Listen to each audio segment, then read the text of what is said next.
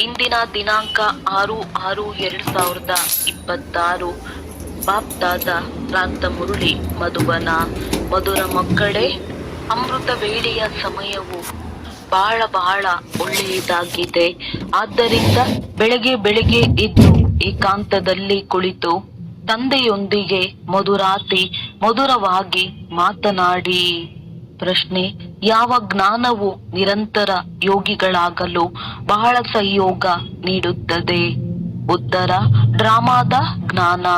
ಏನು ಕಳೆಯಿತೋ ಅದು ಡ್ರಾಮಾದಲ್ಲಿ ನಿಗದಿಯಾಗಿದೆ. ಸ್ಥಿತಿಯು ಸ್ವಲ್ಪವೂ ಏರುಪೇರಿನಲ್ಲಿ ಬರಬಾರದು.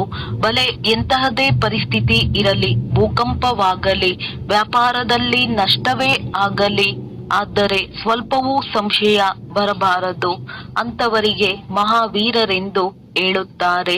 ಒಂದು ವೇಳೆ ಡ್ರಾಮಾದ ಯಥಾರ್ಥ ಜ್ಞಾನವು ಇಲ್ಲವೆಂದರೆ ಕಣ್ಣೀರು ಹಾಕುತ್ತಿರುತ್ತಾರೆ.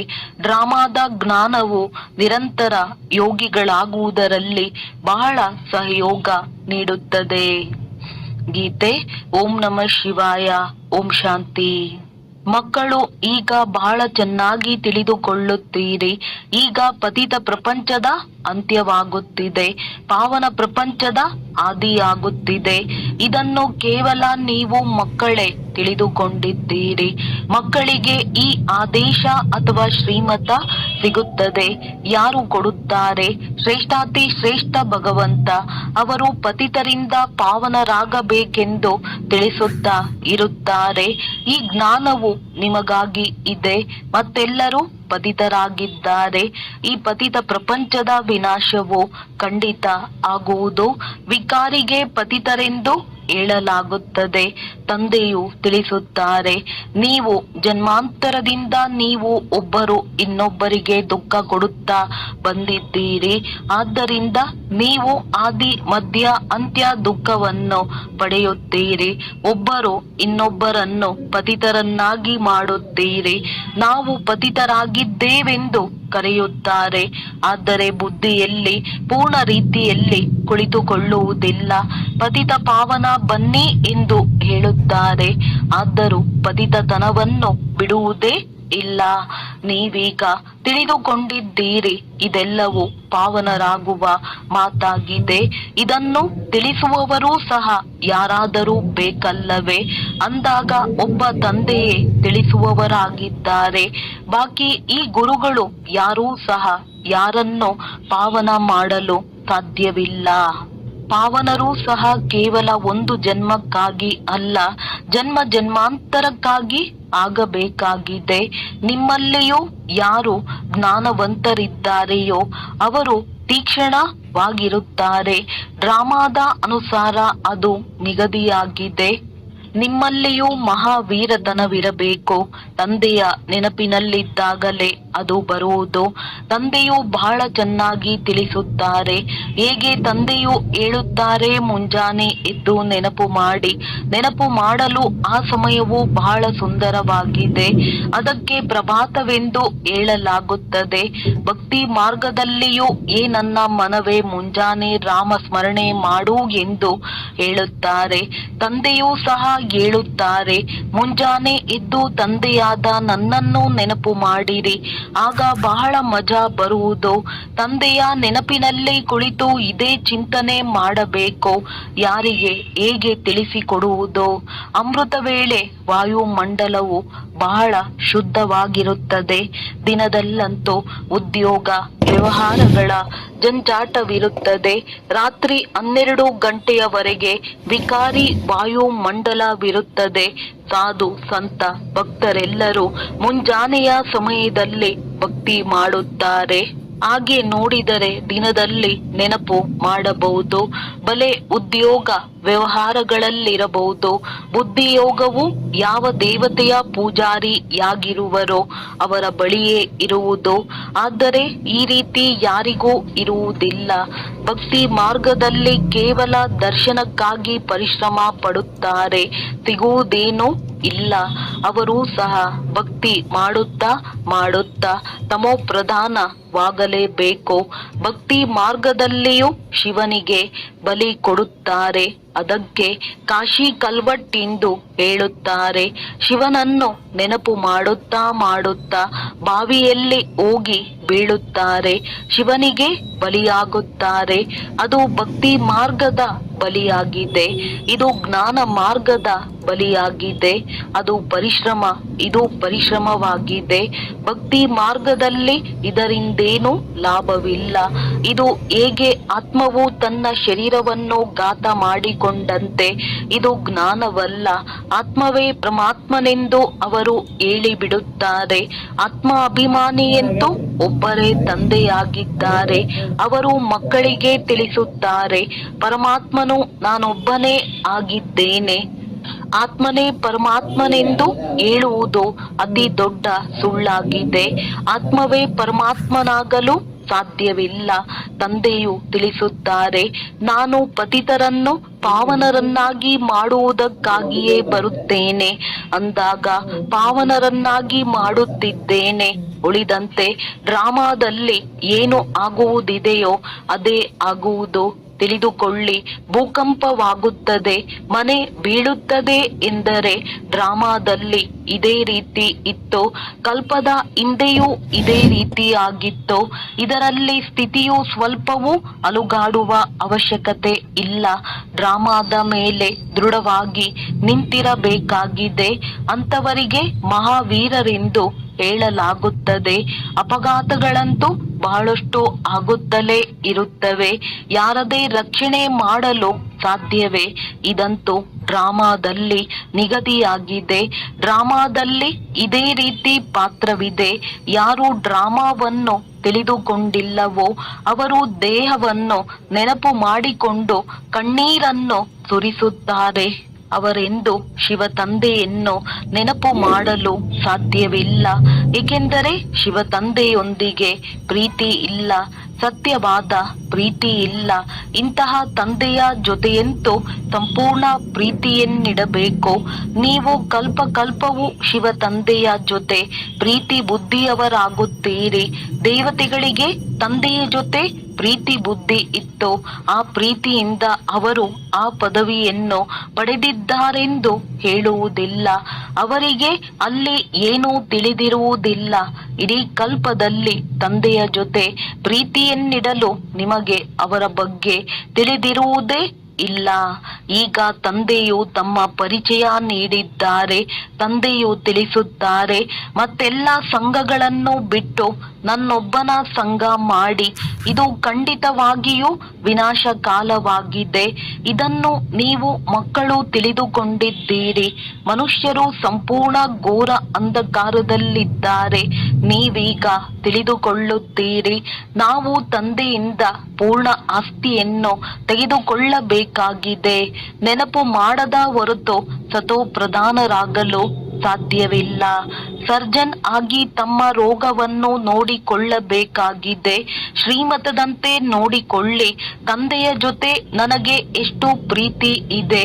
ಅಮೃತ ವೇಳೆ ತಂದೆಯನ್ನು ನೆನಪು ಮಾಡುವುದು ಒಳ್ಳೆಯದಾಗಿದೆ. ಮುಂಜಾನೆಯ ಸಮಯವು ಬಹಳ ಚೆನ್ನಾಗಿರುತ್ತದೆ. ಆ ಸಮಯದಲ್ಲಿ ಮಾಯೆಯ ಬಿರುಗಾಳಿಗಳು ಬರುವುದಿಲ್ಲ. ರಾತ್ರಿ 12 ಗಂಟೆಯವರೆಗೆ ತಪಸ್ಸು ಮಾಡುವುದರಿಂದ ಯಾವುದೇ ಲಾಭವಿರುವುದಿಲ್ಲ. ಏಕೆಂದರೆ ಆ ಸಮಯವೇ ಕೊಳಕಾಗಿರುತ್ತದೆ. ವಾಯುಮಂಡಲವು ಅಶುದ್ಧವಾಗಿರುತ್ತದೆ. ಆದ್ದರಿಂದ 1 ಗಂಟೆಯವರೆಗೆ ಬಿಟ್ಟು ಬಿಡಬೇಕು. 1 ಗಂಟೆಯ ನಂತರ ವಾಯುಮಂಡಲವು ಬಹಳ ಚೆನ್ನಾಗಿರುತ್ತದೆ. ತಂದೆಯು ತಿಳಿಸುತ್ತಾರೆ, ನಿಮ್ಮದು ಸಹಜ ರಾಜಯೋಗವಾಗಿದೆ. ಬಲೆ ಆರಾಮವಾಗಿ ಕುಳಿತುಕೊಳ್ಳಿ. ಬ್ರಹ್ಮ ತಂದೆಯು ತಮ್ಮ ಅನುಭವವನ್ನು ತಿಳಿಸುತ್ತಾರೆ. ಹೇಗೆ ತಂದೆಯೊಂದಿಗೆ ಮಾತನಾಡುತ್ತೇನೆ ಎಂದು. ಬಾಬಾ, ಇದು ಎಂತಹ ವಿಚಿತ್ರ ನಾಟಕವಾಗಿದೆ. ತಾವು ಹೇಗೆ ಬಂದು ಪತಿತರಿಂದ ಪಾವನರನ್ನಾಗಿ ಮಾಡುತ್ತೀರಿ. ಇಡೀ ಪ್ರಪಂಚವನ್ನು ಹೇಗೆ ಪರಿವರ್ತನೆ ಮಾಡುತ್ತೀರಿ. ಬಹಳ ಅದ್ಭುತವಾಗಿದೆ. ಹೇಗೆ ತಂದೆಗೆ ವಿಚಾರಗಳು ಬರುತ್ತವೆಯೋ ಹಾಗೆಯೇ ಮಕ್ಕಳಿಗೂ ಬರಬೇಕು. ಹೇಗೆ ಮನುಷ್ಯರ ಜೀವನದ ದೋಣಿಯನ್ನು ಪಾರು ಮಾಡುವುದು ತಂದೆಯು ಹೇಳುತ್ತಾರೆ. ಏ ಪತಿತ ಪಾವನ ಬನ್ನಿ ಎಂದು ನೀವು ಕೂಗುತ್ತಿರುತ್ತೀರಿ. ನಾನೀಗ ಬಂದಿದ್ದೇನೆ. ನೀವು ಪತಿತರಾಗಬೇಡಿ. ಪತಿತರಾಗಿ ಸಭೆಯಲ್ಲಿ ಬಂದು ಕುಳಿತುಕೊಳ್ಳಬೇಡಿ. ಆಗಿದ್ದರೆ ವಾಯುಮಂಡಲವನ್ನು ಅಶುದ್ಧ ಮಾಡಿ ಬಿಡುತ್ತೀರಿ. ತಂದೆಗಂತೂ ಅರ್ಥವಾಗುತ್ತದೆ. ದೆಹಲಿಯಲ್ಲಿ, ಬಾಂಬೆಯಲ್ಲಿ ಹೀಗೆ ವಿಕಾರದಲ್ಲಿ ಹೋಗುವವರು ಬಂದು ಕುಳಿತು ಬಿಡುತ್ತಿದ್ದರು. ಅಸುರರು ಬಂದು ವಿಘ್ನ ಹಾಕಲು ಕುಳಿತುಕೊಳ್ಳುತ್ತಿದ್ದರೆಂದು ಗಾಯನವಿದೆ. ವಿಕಾರದಲ್ಲಿ ಹೋಗುವವರಿಗೆ ಅಸುರರೆಂದು ಹೇಳಲಾಗುತ್ತದೆ. ವಾಯುಮಂಡಲವನ್ನು ಹಾಳು ಮಾಡುತ್ತಾರೆ. ಅವರಿಗೆ ಬಹಳ ಕಠಿಣ ಶಿಕ್ಷೆಯಾಗುತ್ತದೆ. ತಂದೆಯು ಎಲ್ಲ ಮಾತುಗಳನ್ನು ತಿಳಿಸುತ್ತಾರೆ. ಆದರೂ ಸಹ ತಮಗೆ ನಷ್ಟ ಮಾಡಿಕೊಳ್ಳದೆ ಇರುವುದೇ ಇಲ್ಲ. ಸುಳ್ಳನ್ನು ಹೇಳುತ್ತಾರೆ. ಇಲ್ಲವಾದರೆ ಕೂಡಲೇ ಬರೆದು ಬಿಡಬೇಕು. ಬಾಬಾ ನನ್ನಿಂದ ಈ ತಪ್ಪಾಯಿತು ಕ್ಷಮಿಸಿ ಎಂದು ತಮ್ಮ ಪಾಪವನ್ನು ಬರೆಯಿರಿ. ಇಲ್ಲದಿದ್ದರೆ ಅದು ವೃದ್ಧಿ ಹೊಂದುತ್ತಾ ಇರುತ್ತದೆ ಮತ್ತು ರಸಾತಳಕ್ಕೆ ಹೊರಟು ಹೋಗುತ್ತದೆ. ಬಹಳಷ್ಟು ಕಡೆ ಬರುತ್ತಾರೆ. ಬಂದು ಇನ್ನೂ ಕಿವಿಗಳನ್ನು ಕತ್ತರಿಸಿಕೊಳ್ಳುತ್ತಾರೆ. ಇದು ಸಹ ಡ್ರಾಮಾದಲ್ಲಿ ಪಾತ್ರವಿದೆ. ಇಂತಹ ಅಸುರರು ಕಲ್ಪದ ಮೊದಲು ಇದ್ದರು, ಈಗಲೂ ಇದ್ದಾರೆ. ಅಮೃತವನ್ನು ಬಿಟ್ಟು ವಿಷವನ್ನು ಕುಡಿಯುತ್ತಾರೆ. ತಮಗೆ ಘಾತ ಮಾಡಿಕೊಳ್ಳುತ್ತಾರೆ ಮತ್ತು ಅನ್ಯರಿಗೂ ನಷ್ಟವನ್ನುಂಟು ಮಾಡುತ್ತಾರೆ. ವಾಯುಮಂಡಲವನ್ನು ಕೆಡಿಸಿ ಬಿಡುತ್ತಾರೆ. ಬ್ರಾಹ್ಮಣಿಯರು ಸಹ ಎಲ್ಲರೂ ಒಂದೇ ಸಮಾನರಾಗಿಲ್ಲ. ಮಹಾರಥಿಗಳು, ಕುದುರೆ ಸವಾರರು, ಕಾಲಾಳುಗಳು ಎಲ್ಲರೂ ಇದ್ದಾರೆ. ನೀವು ಮಕ್ಕಳಿಗೆ ಅಪಾರ ಖುಷಿ ಇರಬೇಕು. ಬಾಬಾ ಸಿಕ್ಕಿದರು ಅಂದ ಮೇಲೆ ಮತ್ತೇನು ಬೇಕು? ತಮ್ಮ ಮಕ್ಕಳನ್ನು ಸಹ ಸಂಭಾಲನೆ ಮಾಡಬೇಕಾಗಿದೆ.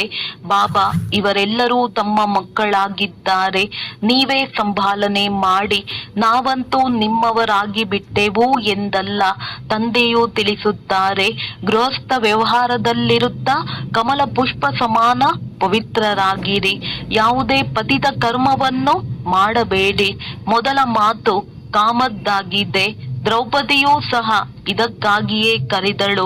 ನನ್ನನ್ನು ಇವರು ಅಪಮಾನ ಮಾಡುತ್ತಾರೆ ಎಂದು ಯಾವಾಗ ಕೇಳುವಂತಹ ತಂದೆಯು ಬಂದಿದ್ದರೋ ಆಗಲೇ ಕರೆದಳು.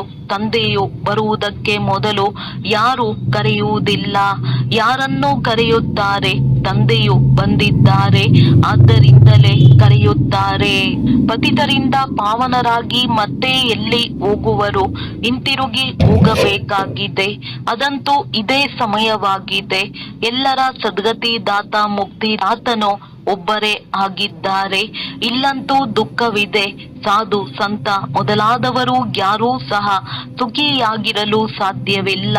ಎಲ್ಲರಿಗೂ ಯಾವುದಾದರೊಂದು ದುಃಖ, ರೋಗ ಇತ್ಯಾದಿ ಇದ್ದೇ ಇರುತ್ತದೆ. ಕೆಲವರು ಗುರುಗಳು, ಕುರುಡರು, ಕುಂಟರು ಇರುತ್ತಾರೆ. ಅಂದ ಮೇಲೆ ಅವರು ಅವಶ್ಯವಾಗಿ ಅಂತಹ ಯಾವುದೋ ಕೆಲಸ ಮಾಡಿದ್ದಾರೆ. ಆದ್ದರಿಂದಲೇ ಕುರುಡರು ಕುಂಟರಾಗುತ್ತಾರೆ.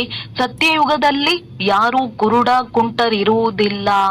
ಮನುಷ್ಯರಿಗೆ ಇದು ತಿಳಿದಿದೆಯೇ? ತಂದೆಯೇ ಬಂದು ತಿಳಿಸುತ್ತಾರೆ. ತಂದೆಯೇ ಜ್ಞಾನ ಸಾಗರ, ಪತಿತ ಪಾವನನಾಗಿದ್ದಾರೆ. ಉಳಿದೆಲ್ಲವೂ ಭಕ್ತಿಯಾಗಿದೆ. ಭಕ್ತಿ ಮಾರ್ಗವೇ ಬೇರೆಯಾಗಿದೆ. ಅದು ಏಣಿಯನ್ನು ಇಳಿಯುವ ಮಾರ್ಗವಾಗಿದೆ. ಇಳಿಯುತ್ತಾ ಜೀವನ ಬಂಧನದಲ್ಲಿ ಬರಲು 84 ಜನ್ಮಗಳು ಹಿಡಿಸುತ್ತವೆ. ಜೀವನ್ಮುಕ್ತರಾಗಲು ಕೇವಲ 1 ಸೆಕೆಂಡ್ ಹಿಡಿಸುತ್ತದೆ. ಆದರೆ ತಂದೆಯ ಮತದಂತೆ ನಡೆದು ಅವರನ್ನು ನೆನಪು ಮಾಡಿದಾಗ ಮಾತ್ರ ನಂಬರ್ ವಾರಂತೂ ಇರುತ್ತಾರಲ್ಲವೇ? ಬಾಬಾ ನಮಗೆ ಇಂತಹ ಶಿಕ್ಷಕಿಯರು ಸಿಕ್ಕಿದ್ದರೆ ಒಳ್ಳೆಯದು ಎಂದು ಹೇಳುತ್ತಾರೆ. ಅಂದ ಮೇಲೆ ಅವಶ್ಯವಾಗಿ ತಾನೂ ನಿರ್ಬಲರಾಗಿದ್ದಾರೆ. ಆದ್ದರಿಂದಲೇ ಇಂಥವರನ್ನು 2-4 ತಿಂಗಳಿಗಾಗಿ ಕಳುಹಿಸಿ ಎಂದು ಹೇಳುತ್ತಾರೆ. ತಂದೆಯು ಹೇಳುತ್ತಾರೆ, ಇದು ಸಹ ತಪ್ಪಾಗಿದೆ. ಯಾವಾಗ ತಂದೆಯು ಕೇವಲ ನನ್ನೊಬ್ಬನನ್ನು ನೆನಪು ಮಾಡಿ ಮತ್ತು ಸ್ವದರ್ಶನ ಚಕ್ರವನ್ನು ತಿರುಗಿಸಿ ಅನ್ಯರಿಗೂ ತಿಳಿಸಿಕೊಡಿ ಎಂದು ಸಹಜ ಮಾತನ್ನು ತಿಳಿಸುತ್ತಾರೆ. ಅಂದ ಮೇಲೆ ನೀವು ಬ್ರಾಹ್ಮಣಿಯರನ್ನು ಏಕೆ ನೆನಪು ಮಾಡುತ್ತೀರಿ? ಇದರಲ್ಲಿ ಬ್ರಾಹ್ಮಣಿಯರು ಏನು ಮಾಡುತ್ತಾರೆ? ಇದಂತೂ ಸೆಕೆಂಡಿನ ಮಾತಾಗಿದೆ. ನೀವು ಉದ್ಯೋಗ ವ್ಯವಹಾರಗಳಲ್ಲಿ ಇದನ್ನು ಮರೆತು ಹೋಗುತ್ತೀರಿ. ಆಗಲೂ ಸಹ ಬ್ರಾಹ್ಮಣಿಯು ಇದನ್ನೇ ಹೇಳುವರು. ಮನ್ಮನಾಭವ. ಕೆಲವರು ಮಂದ ಬುದ್ಧಿಯವರು ತಿಳಿದುಕೊಳ್ಳುವುದೇ ಇಲ್ಲ. ಕೇವಲ ಒಳ್ಳೆಯ ಬ್ರಾಹ್ಮಣಿ ಬೇಕೆಂದು ಹೇಳುತ್ತಾರೆ. ನಿಮಗೆ ಜ್ಞಾನವಂತೂ ಸಿಕ್ಕಿದೆಯಲ್ಲವೇ? ಅಂದ ಮೇಲೆ ತಂದೆ ಮತ್ತು ಆಸ್ತಿಯನ್ನು ನೆನಪು ಮಾಡಿ ದೇಹದ ಅಭಿಮಾನವನ್ನು ಬಿಡಿ. ಇದು ನಮ್ಮ ಸೇವಾ ಕೇಂದ್ರವಾಗಿದೆ. ಇದು ಇವರ ಸೇವಾ ಕೇಂದ್ರವಾಗಿದೆ. ಈ ವಿದ್ಯಾರ್ಥಿಗಳು ಇಲ್ಲಿಗೇಕೆ ಹೋಗುತ್ತಾರೆ? ಇದೆಲ್ಲವೂ ದೇಹಾಭಿಮಾನವಾಗಿದೆ. ಎಲ್ಲವೂ ಶಿವ ತಂದೆಯ ಸೇವಾ ಕೇಂದ್ರಗಳಾಗಿವೆ. ನಮ್ಮ ಸೇವಾ ಕೇಂದ್ರಗಳೇನು? ಇಂಥವರು ನಮ್ಮ ಸೇವಾ ಕೇಂದ್ರಕ್ಕೆ ಏಕೆ ಬರುವುದಿಲ್ಲವೆಂದು ನಿಮಗೇಕೆ ಸಂಕಲ್ಪ ಬರುತ್ತದೆ? ಎಲ್ಲಿಯಾದರೂ ಹೋಗಲಿ. ತಂದೆಯು ಯಾವಾಗಲೂ ಹೇಳುತ್ತಾರೆ, ಯಾರೊಂದಿಗೂ ಬೇಡಬೇಡಿ. ಇದನ್ನಂತೂ ತಿಳಿದುಕೊಳ್ಳಬಹುದು. ಬೀಜ ಬಿತ್ತಲಿಲ್ಲವೆಂದರೆ ಸಿಗುವುದೇನು? ಭಕ್ತಿ ಮಾರ್ಗದಲ್ಲಿಯೂ ದಾನ ಪುಣ್ಯ ಮಾಡಲಾಗುತ್ತದೆ. ನೀವೆಲ್ಲರೂ ಭಕ್ತಿ ಮಾರ್ಗದಲ್ಲಿ ಈಶ್ವರಾರ್ಥವಾಗಿ ಪರೋಕ್ಷವಾಗಿ ಮಾಡುತ್ತಿದ್ದೀರಿ. ಸನ್ಯಾಸಿಗಳಿಗೂ ಬಹಳ ಕೊಡುತ್ತಾರೆ. ವಾಸ್ತವದಲ್ಲಿ ಬಡವರಿಗೆ ದಾನ ಮಾಡಲಾಗುತ್ತದೆ, ಸಾಹುಕಾರರಿಗಲ್ಲ. ಇದರಲ್ಲಿ ಧಾನ್ಯಗಳ ದಾನವು ಎಲ್ಲದಕ್ಕಿಂತ ಒಳ್ಳೆಯದಾಗಿದೆ. ಅದನ್ನು ತಂದೆಯೂ ತಿಳಿಸುತ್ತಾರೆ. ದಾನ ಮಾಡಿದರೆ ಇನ್ನೊಂದು ಜನ್ಮದಲ್ಲಿ ಅದರ ಫಲವು ಸಿಗುತ್ತದೆ. ಈಶ್ವರನೇ ಎಲ್ಲರಿಗೆ ಫಲ ಕೊಡುತ್ತಾರೆ. ಸಾಧು ಸಂತ ಮೊದಲಾದ ಯಾರೂ ಸಹ ಪ್ರತಿಫಲವನ್ನು ಕೊಡಲು ಸಾಧ್ಯವಿಲ್ಲ. ಕೊಡುವವರು ಒಬ್ಬರೇ ಆಗಿದ್ದಾರೆ. ಅವರು ಯಾರ ಮೂಲಕವಾದರೂ ಕೊಡಬಹುದು.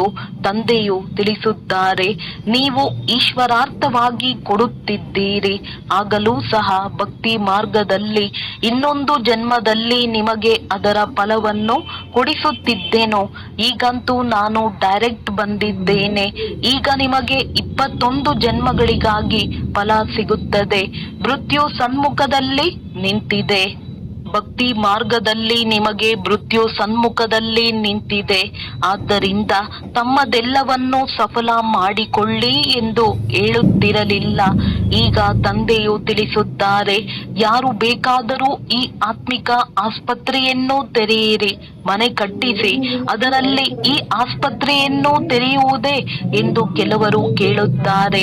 ಅದಕ್ಕೆ ತಂದೆಯು ತಿಳಿಸುತ್ತಾರೆ, ಇಂದು ಮನೆ ಕಟ್ಟಿಸಿ ನಾಳೆ ಶರೀರ ಬಿಟ್ಟರೆ ಇದೆಲ್ಲವೂ ಸಮಾಪ್ತಿಯಾಗುವುದು. ಶರೀರದ ಮೇಲೆ ಯಾವುದೇ ಭರವಸೆ ಇಲ್ಲ.